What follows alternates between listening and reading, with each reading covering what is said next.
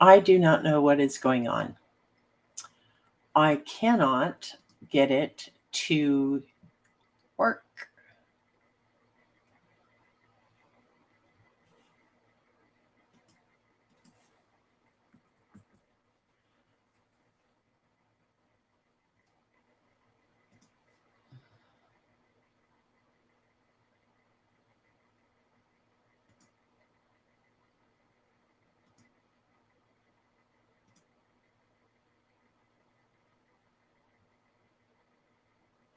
Oh, you see me. Can you hear me? Hi, Tony. Can you hear me, dear? I don't know what was happening. I couldn't get YouTube to open or anything. I'm telling you, it's been Monday every day this week.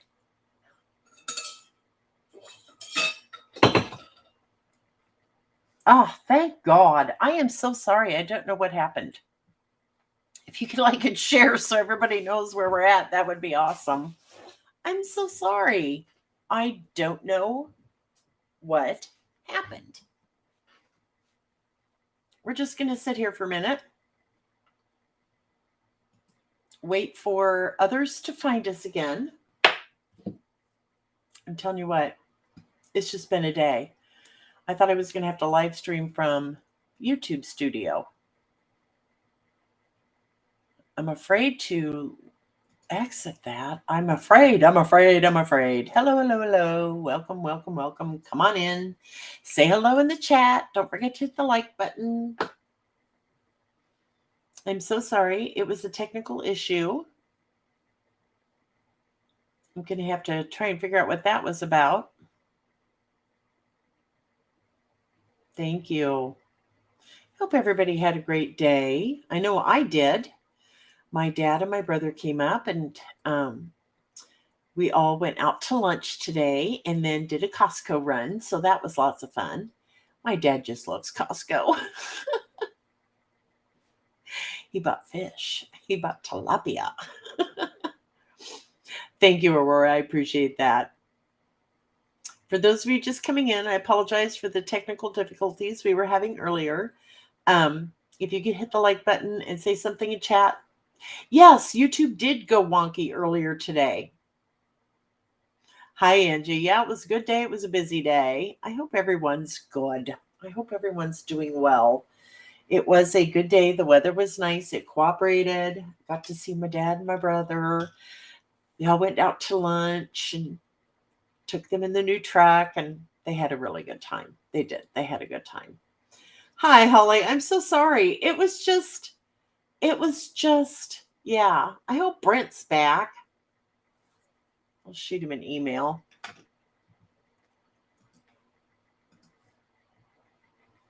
Hang on just a second.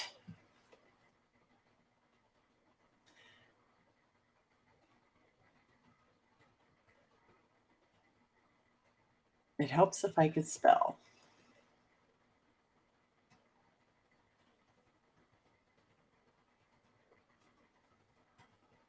Okay, I shot Brent a quick email. Oh, it was 60 there? I think we hit 47 or 48, so that was rather nice. Yeah, I don't know who all was here earlier because the chat wouldn't show up and nothing was working. But hi, Brent. How are you, dear? I'm glad you're back. It was just, we're just talking about everybody had a good day, I think. Who got to write today? Me. Show of hands. Who else got to write today? I'm pretty sure Angie did. Pretty sure Tony. Is Tony here? Yep, Tony wrote. So we will do our hoorahs for everybody who got to write today. I really need.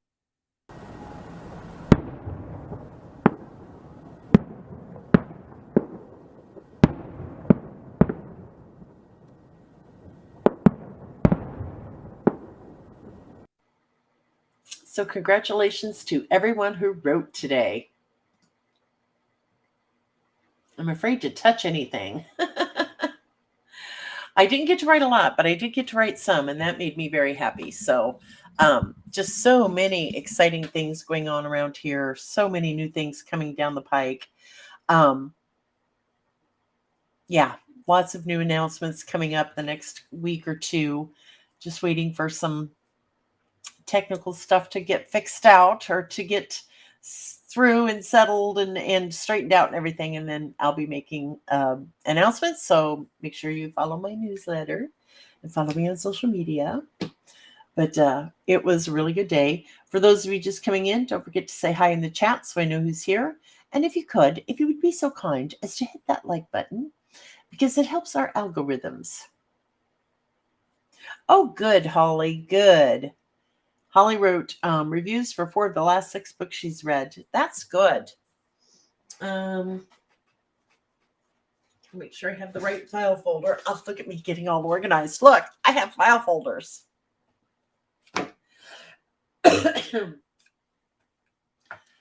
So let's talk about these writing prompts we received, shall we? I have in my hot little hands.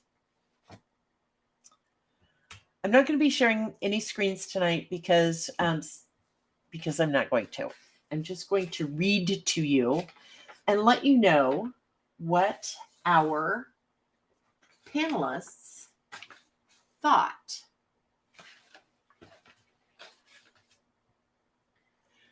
Are we ready? I know I am. We received a lot of really great submissions. The first 500 words on the story prompts. I don't know what the hell else to call it, but that's what we're calling it. The first 500 words. As you know, I give you 3 choices of writing prompts. You can use all 3. You can use 1. It doesn't matter.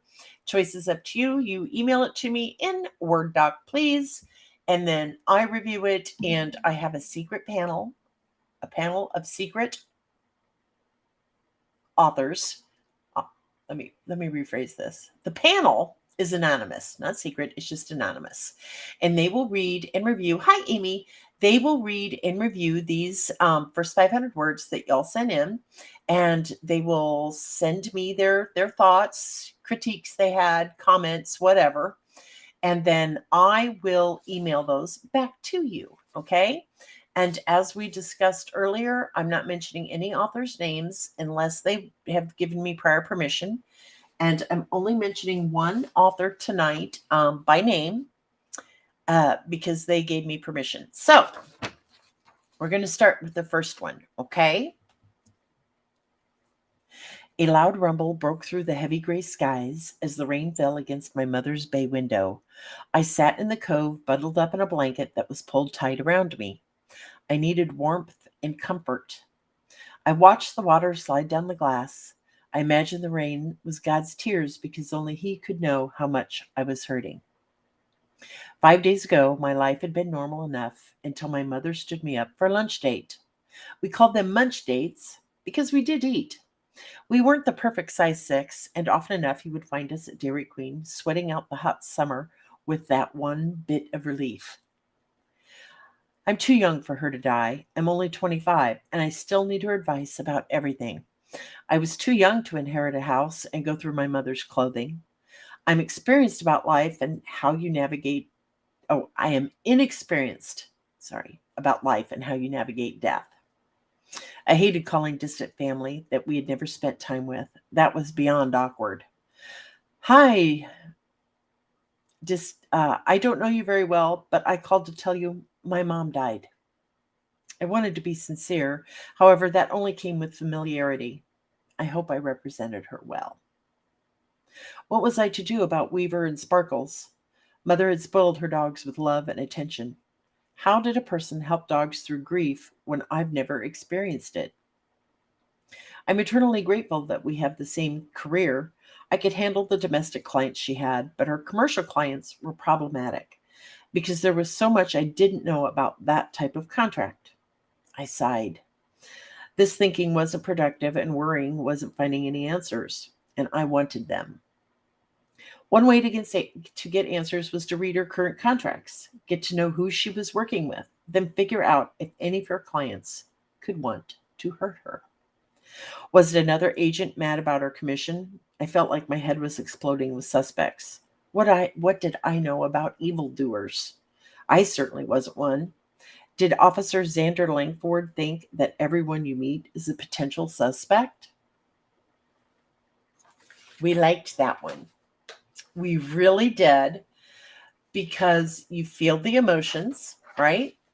Good foundation for a great story. The first panelist said, I liked every bit of it. The emotion was there, the hint of mystery was there, and good character detail. I agree. Second panelist, the first panelist said, winner, winner, chicken dinner. Second panelist's response. This one starts with a nice atmospheric setup. The duality of the weather and her emotional state is good. I'm left wondering why at first. I thought the mother had passed quickly from a disease. Then I started wondering what the police detectives were doing about a murder. So I'm thinking the reference to the police should come earlier in the passage, after acknowledgement of her grief, but before what she planned to do to investigate.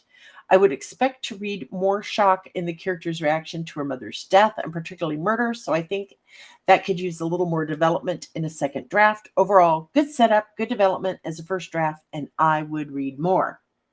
I thought so. Um, the third panelist, and remember, these are all honest, heartfelt, good critiques, okay? The third panelist said, this has the bones of a great setup for a story, but feels a little disconnected.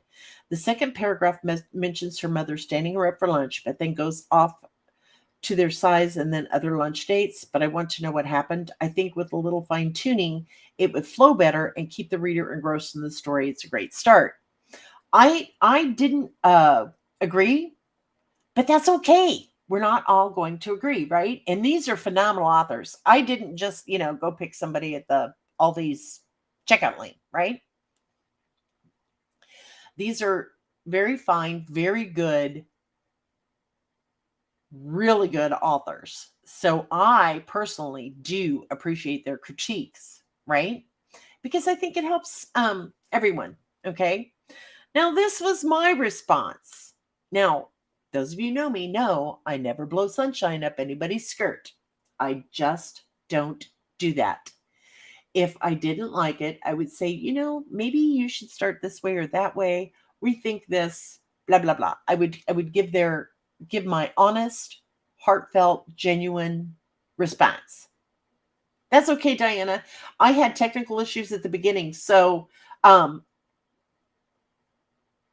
we got off to a late start. I wish, shop for authors at Aldi's.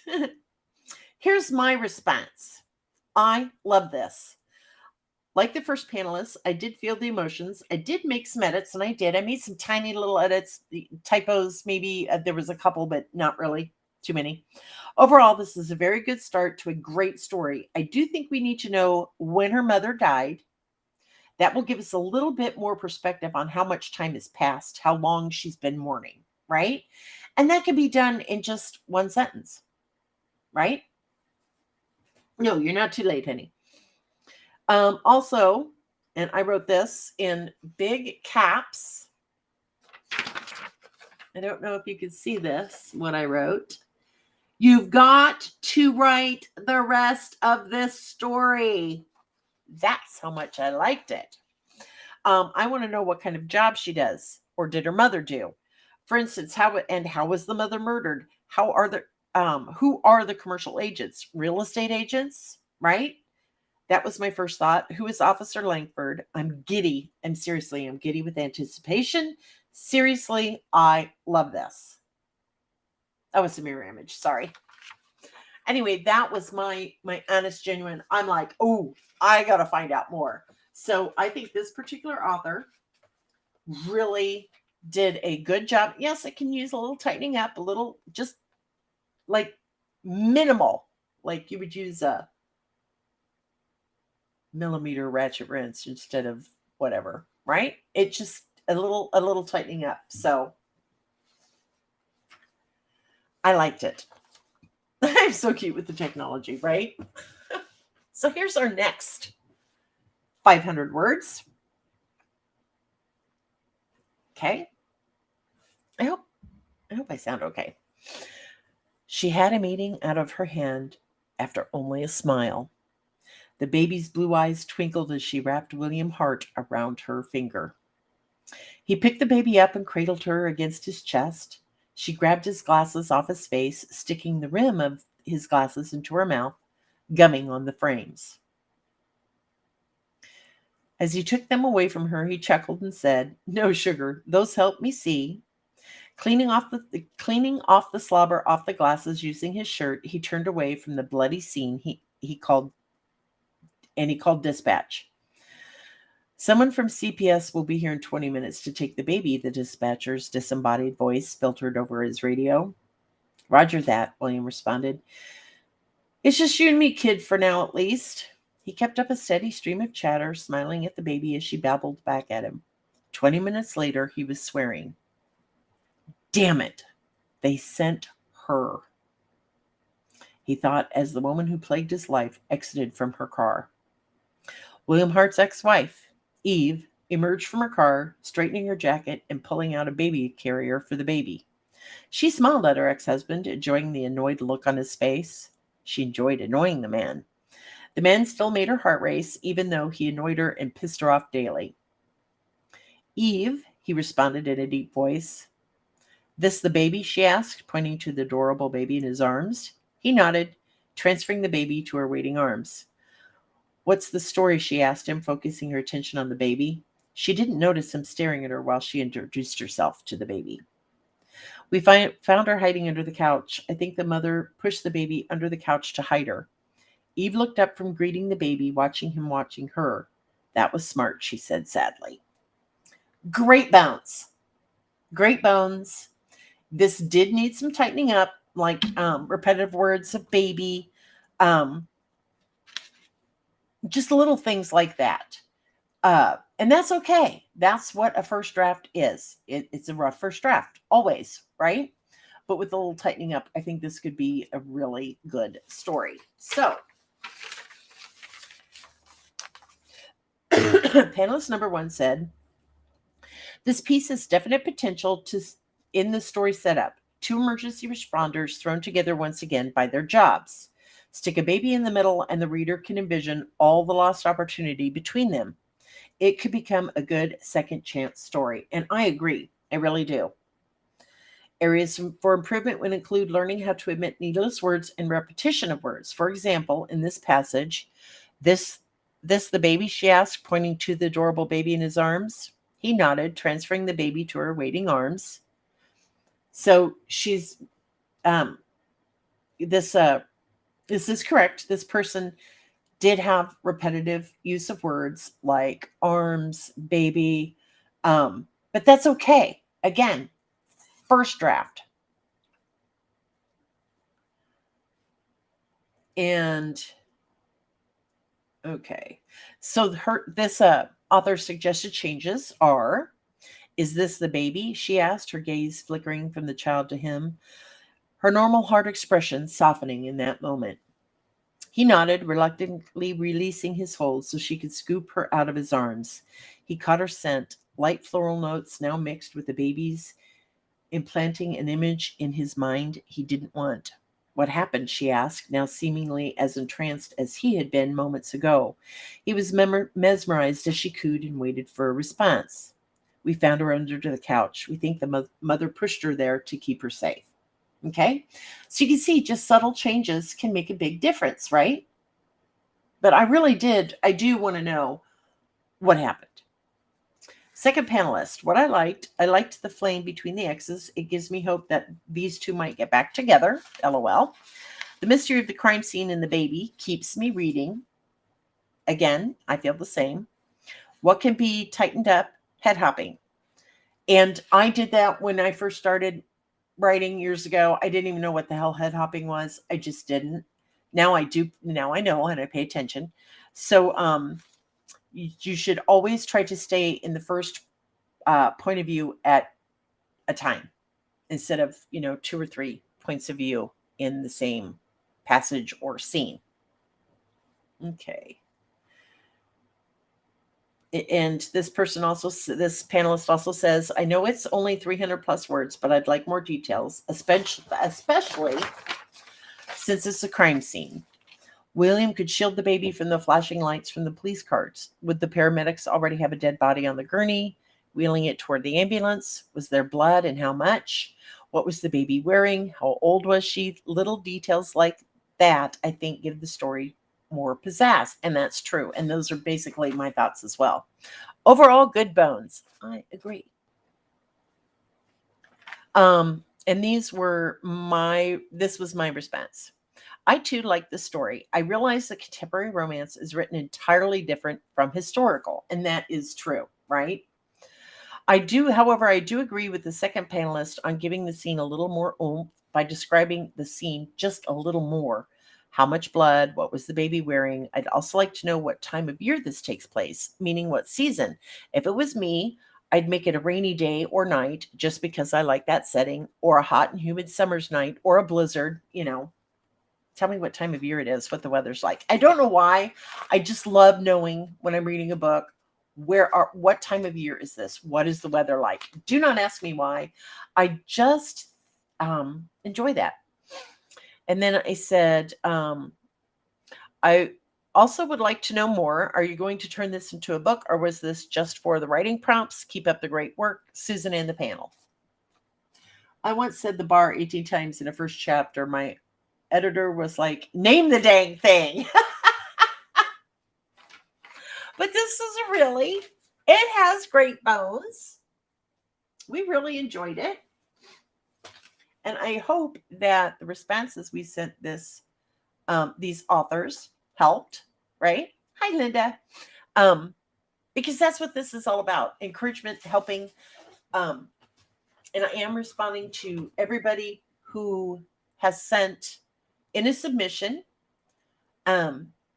We only have so much time, so we could only pick so many, right? I can't do all the 15, 20, 30 that are being sent in. I just can't. There's just not enough time for us to do all that. And again, we're keeping all the authors anonymous. And so we respond to everyone. We let you all know what we think. We give pointers on one particular one. Hang on a second. Dry mouth. I even did some editing on one that had really great potential. But there was it just needed a little bit of help. So I think that author is learning, and that makes me excited. That makes me happy. I got to have a mint. The one I've been waiting to share with you, right? Okay. This was by far, out of all that we received, the absolute best one. And I know I shouldn't say that, but I think it's important to let this particular author know that these first 500 words just kicked ass. They just really did. And I was not expecting what I received. Okay. And this particular author chose, it was a dark and stormy night. It was a dark and stormy night. Sharon's lip curled as her fingers clacked across the electric typewriter, committing the cliched words to paper. What a way to start a short piece of fiction. She shook her head and tore the page from the machine, wadding it. Slumping in her desk chair, the college freshman looked around her room. Might as well call it a stark and dormy night, she thought. Surrounded by almond cinder block walls, vacant save for her roommate's monkey's poster. Sorry, I can't do that with the mint in my mouth. I'm so sorry. Slumping in her desk chair, the college freshman looked around her room. Might as well call it a stark and dormy night, she thought. Surrounded by almond cinder block walls, vacant save for her roommate's monkey's poster, she sat in silence beneath the hum of her Smith Corona. Other co-eds spent Saturday night evenings packing the frat houses, but for Sharon, such moments of solitude brought literary inspiration. Southwest Texas State Teachers College offered plenty of electives, and her latest creative writing assignment was due in a week. With no date, no party, and a roommate at work, now if only her muse would show up. Instead, she almost flew out of her chair when the door burst open, then slammed back shut, with the shivering figure of her roommate leaning against it. Beads of water dripped from the girl's hair as she drew ragged breath. Still wearing her shell-topped bikini uniform, she clumped. Why can I not read tonight? She clutched a damp costume mermaid tail against her stomach. Rhonda, is something wrong? I thought you were working till 10. Rhonda dropped her fishtail suit in the doorway and fumbled in a dresser drawer. Out came one of her sophisticated Benson and Hedges, normally reserved for parties, which she lit with a match. She inhaled deeply, then looked at Sharon through a cloud of smoke. Glurpo is dead. Pragmatism beat curiosity to Sharon's lip. Can you crack the window, please? You never smoke in here. What do you mean about Glurpo? Some new twist in the act? No, Sharon, I mean he's really dead. I was out of the water, but heard the screams. Rana leaned over and ashed into a cup of tea by the typewriter. I'm still drinking that? What are you talking about, Russell? The new weekend clown? Just envisioning Russell out of the water brought musky scents of pomade and Homme Sauvage cologne. She imagined a film left at the surface when he submerged for his act. This whole weird corner of roadside Americana had amused Sharon when she moved to San Marcos to pursue her journalism degree. Aquarina Springs thrilled motor tourists with its lavish underwater theater, glass-bottom boats, and aquamade shows. Performers like Rhonda fluttered costume fishtails to choreographed moves in order to pay tuition. Sharon had even written about the attraction's revered Ralph the Swimming Pig. Ralph the Swimming Pig. I'm sorry, but I friggin' love that. For the college newspaper. But Glurpo, just the idea of an underwater clown in full mask and costume, more terrified than amused her. Now he was dead. It gets worse, Sharon. As if on cue, a clap of thunder broke the stark and dormy night. Rhonda took another drag from her cigarette. I think he was murdered, and I'm pretty sure I know who did it.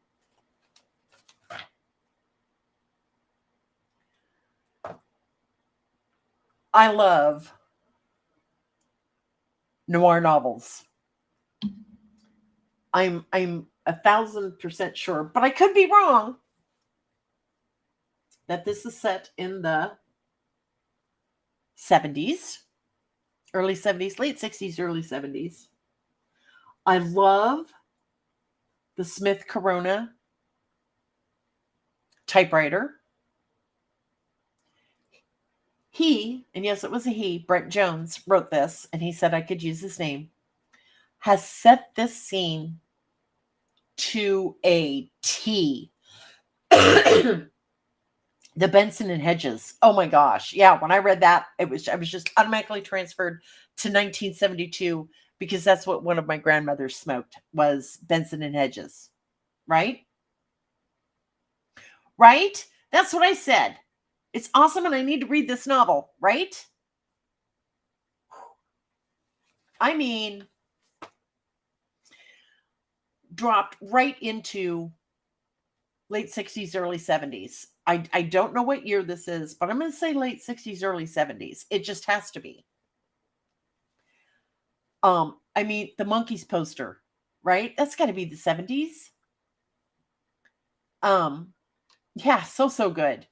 I mean, just you can just envision this entire scene playing out in your head as you read the words, right? The mermaid. Exactly. Glurpo. Oh my God, Glurpo, an underwater clown. I mean, come on, guys. I'm terrified of clowns. I would rather French kiss a rattlesnake than be around a friggin' clown. I don't know. But clowns terrify the hell out of me. No, I've never seen the movie It, and I've never read the book. Clowns scare me. One more reason why I don't go to circuses, clowns, and elephants. I love elephants. Don't get me wrong. I think elephants are beautiful, majestic, awesome creatures. In a picture, in film, I can't even go to the zoo, to the elephant section at the zoo. I can't. Absolutely pee my pants, terrified. Aquarina Springs was real, y'all. Glurpo and the Aquamaids, late 60s, early 70s. So what if we insert some murder and mayhem with roadside Americana kitsch? Exactly. And that is exactly what you have done, Brett. Exactly. I mean, this was just friggin' awesome. Brent is a traditionally published, Brent says, I wrote a traditionally published book called Days of Steel Rain, and I'm currently wrapping a second work of nonfiction. Glurpo and the Aquamaids is in the queue, a fiction of murder and mayhem based on the very real, now long closed, roadside attraction of Aquarina Springs in central Texas. Just wait until we get to the infamous exotic snake and reptile zoo down the road that served for decades as a front to a brothel. I freaking love everything about this. I really do. The first panelist's response was a dark and stormy night smacks of Roman noir. Am I saying that word right? Is it noir or noir? I don't know. In all the best ways. It knows it's cliche, yet embraces that. If the writer can find the balance between cliche and kitsch, I think they have something here. It's clear they know how to write tension, and the voice is great. I would be interested to read more. No kidding. I want an autographed copy when you finish it, Brent. Second panelist, what I liked, paying attention to detail. I could picture in my head what was going on, and there was just enough backstory to fill in. I liked the cliffhanger at the end of the scene. I would definitely keep reading. I liked the roadside attraction setting. I thought it was unique. This particular author didn't know it was real. What can be tightened up? The emotions. If someone barged into my room distressed, I'd be more set on finding out what's going on than complaining about cigarette smoke or Rhonda putting her cigarette ashes in Sharon's teacup. Maybe show those parts instead of expressing them in dialogue. And see, I thought the exact opposite. Well, not exactly the exact opposite. I agreed, and I think it could be just fixed with one little sentence, like she wasn't surprised because Rhonda was maybe one of those overacting, high-strung, dramatic people. My thoughts. This is going to be a kick-ass story if you keep writing it. I want to read more. Keep up the most excellent work, Brent. I'm serious. I can't wait to read more. And Brent, if you're still here, I'm serious. I want a signed copy when you publish this thing. Okay.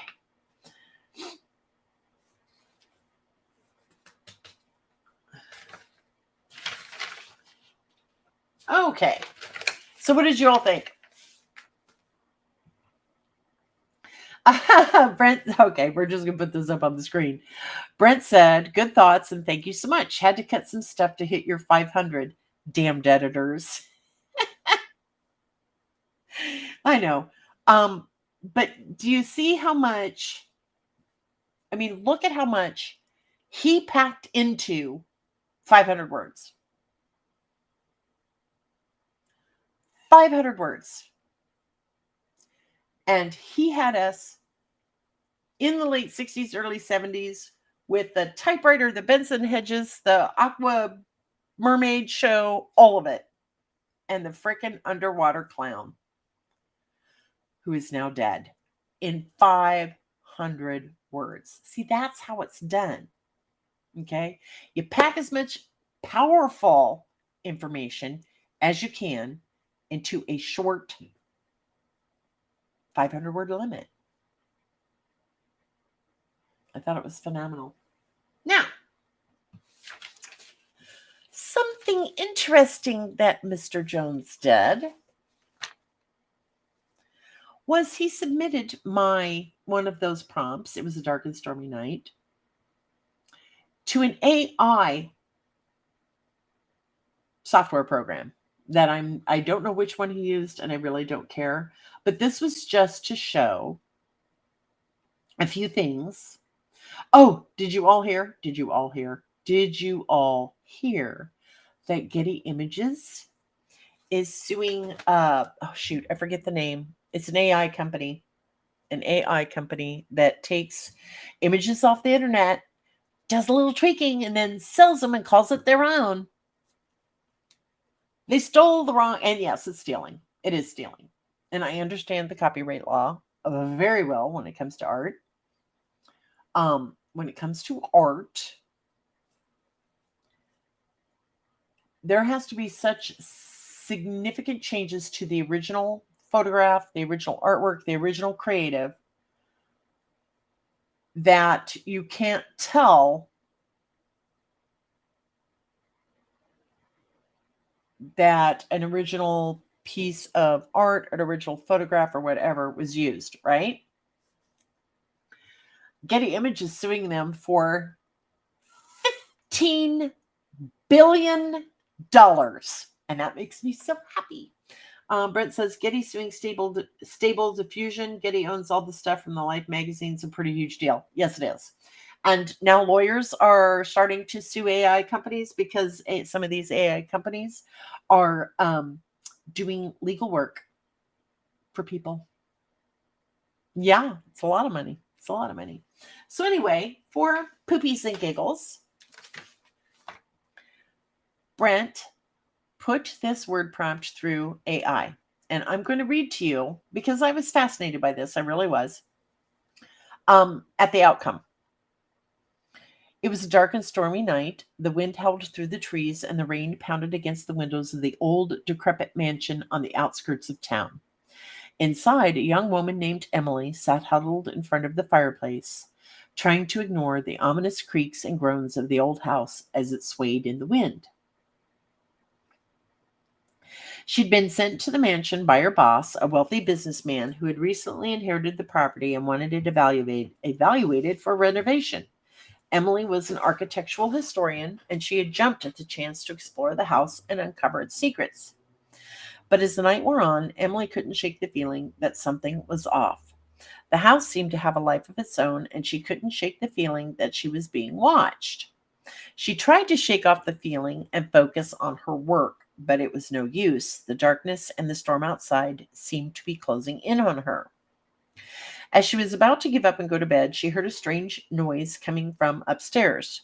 She froze, her heart pounding in her chest as she listened to the sound of footsteps slowly making their way down the creaky old staircase. She held her breath, waiting for the source of the noise to reveal itself. To her surprise, it was an old man, dressed in tattered clothes and looking as though he'd been through a great deal. He was soaking wet and shivering, and Emily rushed over to help him. He told her that he had been lost in the woods and was trying to find his way back to the house when the storm hit. Emily was taken aback by the old man's story and offered to help him. She gave him some clothes and a warm meal, and they sat by the fire, talking and getting to know each other.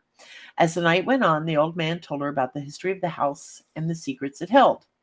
He told her about the previous owner, a wealthy businessman who had been consumed by greed and had driven his family and friends away. He had died alone in the house, and his ghost was said to still wander the halls to this day. As they talked, Emily couldn't help but feel a sense of unease. She couldn't shake the feeling that the old man's story was true, and that the ghost of the previous owner was still in the house. She began to see strange things happening around her, and she was sure that the ghost was trying to communicate with her. Finally, she couldn't take it any longer. She thanked the old man for his help and went to bed, determined to leave the mansion as soon as possible. But as she lay in bed, she heard a strange noise coming from outside her room. She got up to investigate, and to her horror, she saw the ghostly figure of the previous owner standing at the end of the hallway. No, Tony, I didn't do that. I did not do that because the story's crap. It's just crap. She couldn't shake the feeling. She couldn't shake the feeling. She couldn't shake the feeling. How many freaking times did they say that? I mean, I've seen worse writing. I really have. But The problem is, if someone wanted to, they could edit this son of a gun and put it out there and say they wrote it. That's what bothers me, because it was a machine that wrote it. There's machines, computers, whatever you want to call them, do not have a soul, right? They just don't. How can AI be creative if it doesn't have a soul? Just my 2 cents. Yes, lots of repeats. Lots of repeats. So I didn't critique this one. I sent it to my author friends. Oh, I forgot to read the last part. I'm so sorry, Brent. Screaming, Emily ran out of the house and into the stormy night. She never looked back, and she never spoke of her experience in the old mansion again. But the memory of that dark and stormy night stayed with her forever, and she knew that the ghost of the previous owner would always be a part of her.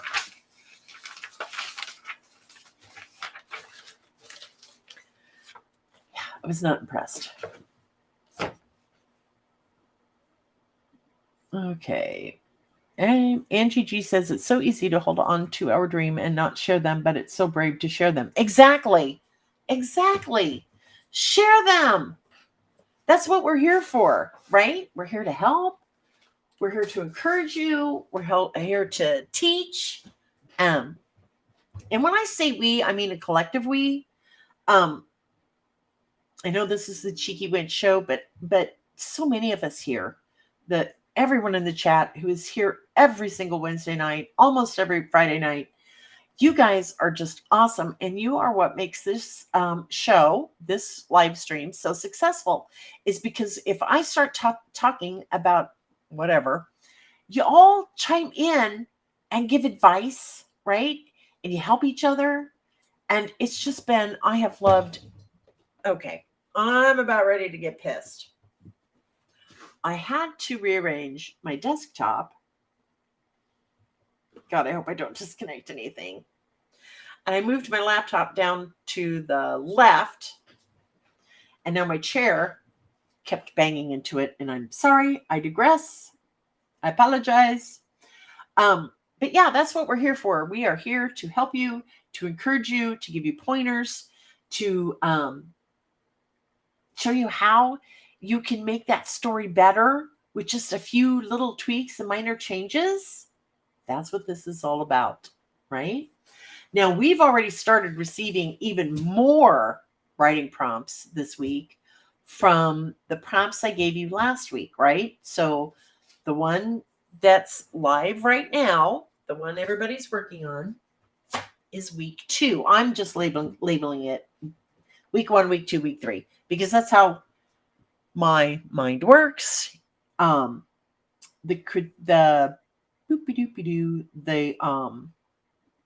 writing prompts I shared last week, I'm going to share again. I'm going to go grab that link. Mean by I shared last week, I'm going to share again. Hush, Siri. I don't need you right now, dear. So I'm going to go grab, and I'm calling it week 2 because this is the second time we're doing this, even though there's time between. So I'm going to go grab this. And these are due to me by February 10th. So in 2 days. Okay. And here is the link to the prompts. You guys can do this as many times as you want because we are loving it. Yeah, you can enter again, of course. Throw it out there. Y'all don't be afraid of critique. One author friend always says, if you want people to just tell you how awesome your writing is, read it to your mother. Critique shapes the great. Exactly. Brent is so correct. Thank you. I try to be positive. I do. And yes, Angie, you can enter as many times as you want. Host 158515.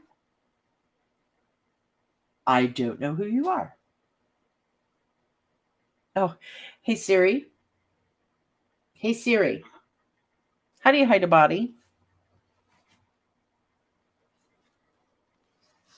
Hey Siri. How do you hide a body? Very funny. Very funny. Oh well. Oh, the link showed as a number. Okay. Oh, I see. Okay, thank you. Hi, Bobby, honey. How you doing, baby? I don't know why it showed as a number. It should not have. Share, copy link. Anyone with the link can view it. I don't know you who started going crazy earlier today, so who the hell knows? There we go. Let's try it again. Yeah, Monday 3.0. Yep, it's still doing it as a number. And Identican Y. So when the live stream is over, I will post this in the. Oh, I don't think I can do it while we're live. Oh, that's too funny. That is too funny, Diana. Anyway, I don't know why it's not working, but again, we had technical issues in the beginning, and we have resolved those. So sorry about that 10 to 15 minute delay. I was trying to figure out what the hell was going on, and it wasn't my fault. It was YouTube's. Anyway, so these writing prompts, the new ones, and if you want, I can just read them to you because I can't paste. So these are writing prompts number 2 that are due to me by February 10th.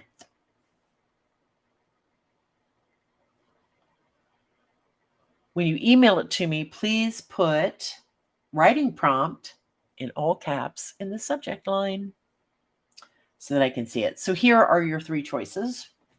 Number 1, once upon a time, long, long ago. I know, I'm so freaking creative, aren't I?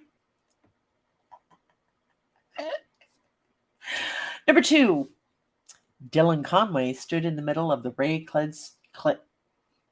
Why can I not talk tonight? Dylan Conway stood in the middle of the clay red street staring.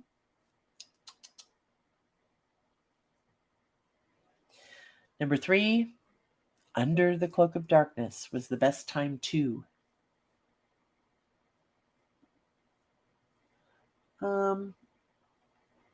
Yeah, once upon a time, long, long ago. And the second one is Dylan Conway stood in the middle of the clay red street staring. Amy, you's just the bomb, baby. Oh, Shannon's not here tonight because she's got a sinus infection from hell, that poor girl. And then the third one is Under the Cloak of Darkness was the best time too. Amy, you's just spot on it, baby. Tony says, I'm proud of myself for not being on socials so much today that I didn't notice any wackiness. Thank you, Amy Fendley, for helping me tonight posting those. So the instructions are simple. Please put it in a Word doc. I know, pain in the butt, but it's easier for us if it's in a Word document or even Pages. Either one of those. I'm on a Mac, so Word doc or Pages is fine. Dinah said, in a galaxy far, far away, there lived a young Padawan named Anakin. Anyway, please put it in a Word doc, not in the actual email. You can just attach it and send it to Susan at SusanTisdale.com with writing prompt number 2 in the subject line. Get it to me by February 10th. Now, next week is going to be freaking awesome because we have the amazing, the beautiful, the talented, the fabulous Allie Pleiter. She's going to be our very special guest next Wednesday night. You all need to be here. You all need to have, if you haven't bought our books, go buy our books. If you can't afford our books, that's okay. Just have a big notebook, pens and pencils, and take notes. Okay?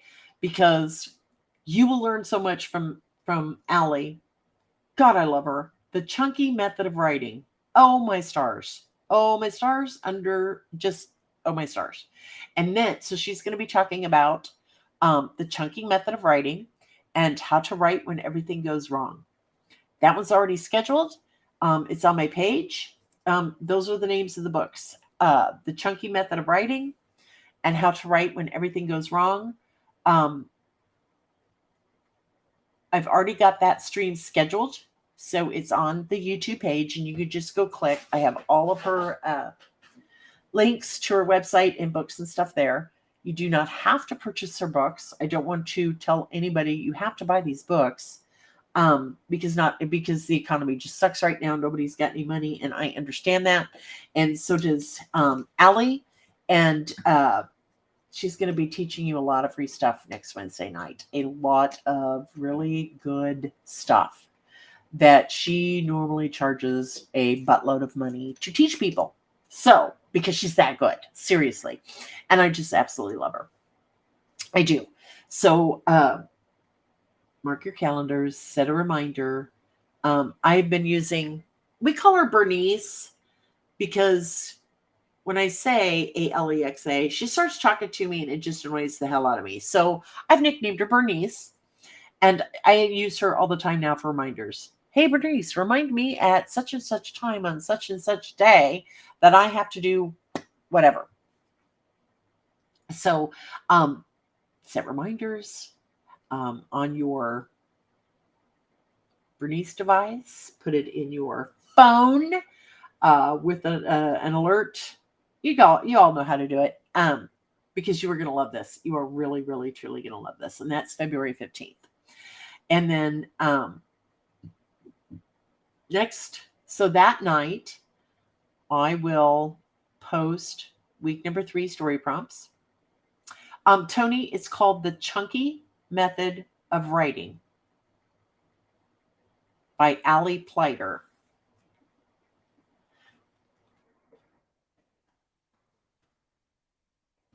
Thank you, Bobby. I don't know why it is doing this. It's weird. Try her website, Allie Pleiter. I think it's just alliepleiter.com. For whatever reason, when I post something in the chat tonight, it's not coming up.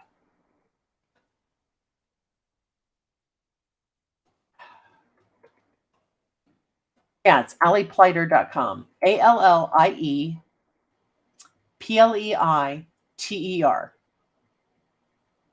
Speaking that inspires, books that captivate, coaching that transforms. That is her website. And I'm serious. I have loved her forever. So anyway, let's see.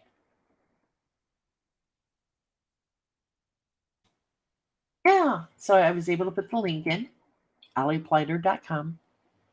I don't know if she's going to have any handouts or not. If I will ask her, and if she does, I will have a link in the YouTube live description where you can go download it. I just don't think that she would. Yes. The chunky method, how to write when everything goes wrong. Yeah, she's just phenomenal. Y'all are going to love her. And then, you want to know what we're doing March 1st? Would you all like to know who our special guest is on March 1st? Show of hands if you want to know. Thank you, Diana. I'm having a hard time with words today. I think maybe I need to up my Adderall dosage. I don't know. Show of hands. Who wants to know who our guest is on March 1? Mark your calendars because you're really going to love this. The adorable 6'6" actor, cover model, fitness guru, all around, one hell of a nice guy, and a dear, dear friend of mine, Michael Foster. Yeah, where did Tony says I'd like to know how we're talking about March already. Where did January go? I don't know. It just, this year is flying by already. I can't believe it's March 8th and I've got to write 40,000 words between now and February 15th in order to make my deadline. Hi, Michaela, honey. So yes, Michael Foster will be here March 1st. I love him. I do. And he is going to give us some pointers because we have such a, I cannot say the word, sedentary. I cannot say it. I can't say Social Security and I can't say sedentary. Y'all know the word I'm talking about. We sit on our asses a lot, right? And he's going to give us some pointers on little things we can do in our chairs while we're writing just to get a little bit of exercise, a little bit of yoga, um, some nutrition advice, because I know when I'm on a deadline, I eat like a 15-year-old football player. Sedentary. Thank you, Diana. That is the word, and I have a really hard time saying it. It's kind of like me always putting a B in YouTube, and I say YouTube. Anyway, I know when I'm on a deadline, it is, Doritos, potato chips, chocolate, sea-covered caramels from Costco, Oreos, coffee, except I'm not doing as much coffee with the new medication. But anyway, I just eat like I'm a 15-year-old football player that doesn't have a care in the world. Anyway, so he's going to be talking about that. Have questions ready. Yes, he's married, and she's beautiful. I love his wife and his little baby girl. Oh, I'm an honorary grandmama. And she's just as beautiful as she can be. I don't drink pop. I really don't. Yeah.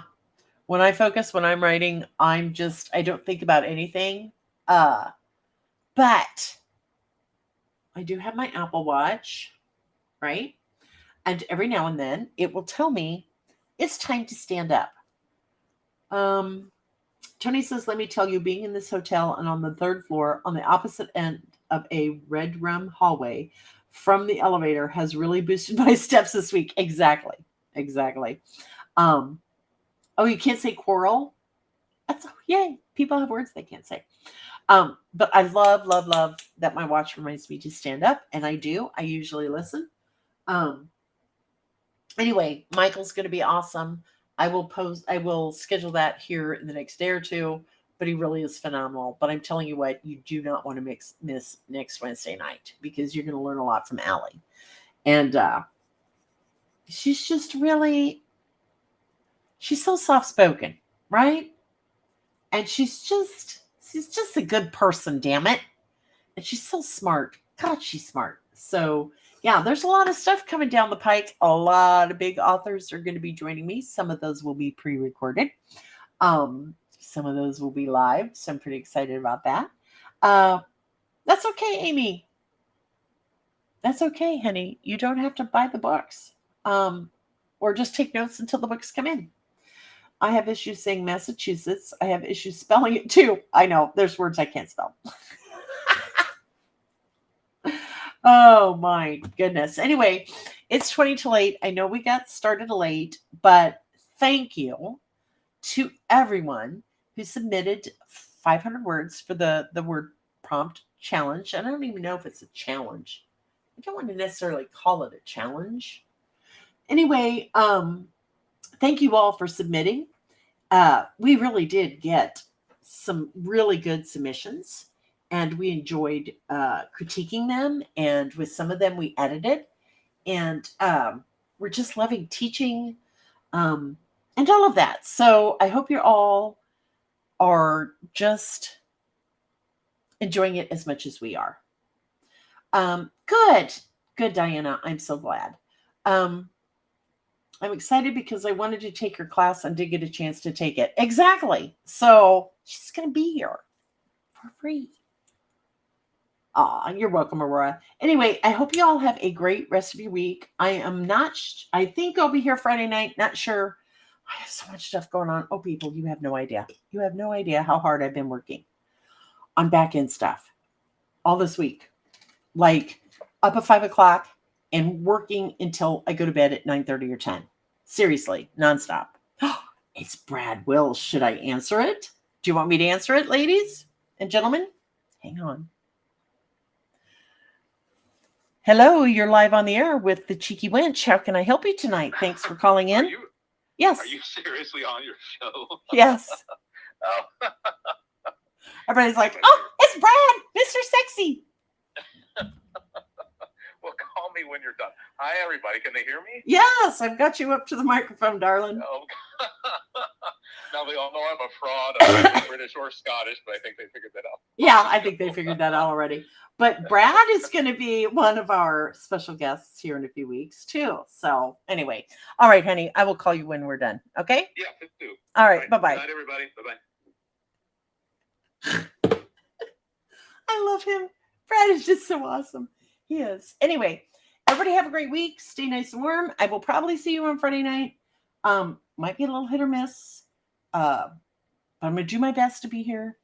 And we've just got so many exciting things coming up. Just really, truly. Oh my God. I'm so excited. Anyway, have a great week. Keep up the great writing. Do not give up. Keep submitting those word prompts to me. And we will just see you, if not Friday night, then next Wednesday night. Okay. And thank you all so much for being here. Just may your muse sing to you sweetly, and may you never have grounds in your coffee. I love y'all. Bye-bye.